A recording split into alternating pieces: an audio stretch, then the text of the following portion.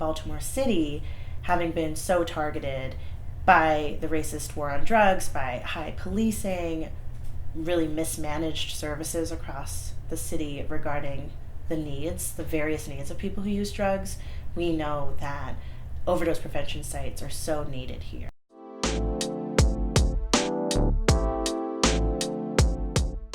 What we know is that the war on drugs throughout this country has not made us any safer.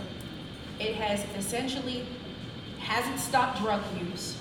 It hasn't stopped the negative effects of drug use, which we're seeing in overdoses.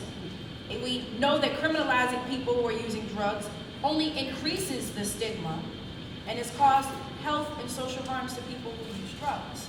So as the president of City Council has already said, why are we continuing to do things that we've been doing for 40 and 50 years? In 1971, when President Nixon declared a war on drugs, he really started to use this racist fear-mongering tenfold. The war on drugs was designed and destituted to destroy that particular race, African Americans. The Nixon campaign in 1968 and the Nixon White House after that had two enemies: the anti-war left and black people.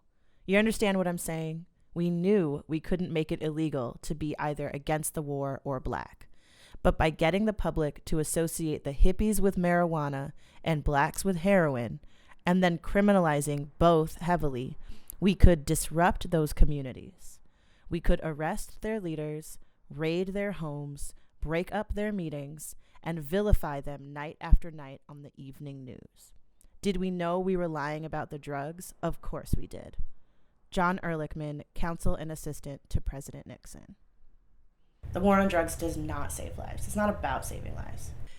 So what does justice even look like in this war we've been fighting for decades? Well, we continue doing what we've been doing: harm reduction. When legal, we need our overdose prevention sites to be community run, like drop-in centers and pop-up services that already exist. People we trust, like Charm City Care Connection and Bridges Coalition. People with lived experience, compassionate harm reductionists that people trust running these places, saving lives, meeting basic needs.